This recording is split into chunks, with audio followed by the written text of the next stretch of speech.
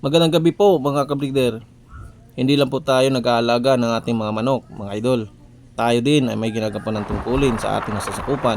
Alam niyo po ba mga idol, ito lang gabi habang tayo ay naka-duty, nakatanggap tayo ng tawag kung saan meron daw di umano banggaan sa lugar ng sitio o Giaban. At ito pa naman ay may kalayuan na nasabing lugar. At agad naman tayo rumisponde at alamin natin sa pamamagitan ng pag-iimbestiga po at mga dahilan kung bakit nagkaroon daw ng banggaan.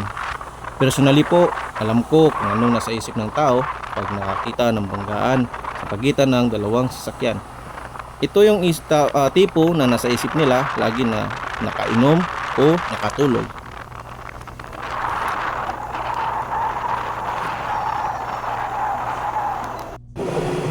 At ito na po ang direksyon o tumuturong direksyon sa ating pupuntahan. Ito po yung pinaka shortest route ng ating dadaanin. Tama po ang inyong pagkarinig. Napakadilim itong lugar at walang ilaw na poste at malayo sa pagitan ng bawat bahay.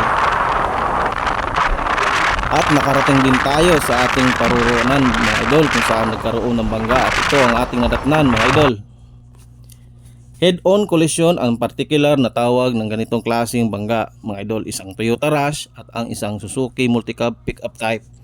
Buti nilang mga idol walang lubhang nasaktan sa naturang insidente, nagkapatawaran na rin at babayaran ng nakabangga ang lahat ng damyos ng Toyota Rush. Yun lamang po mga idol at pakipalo na lang po for more videos. Salamat!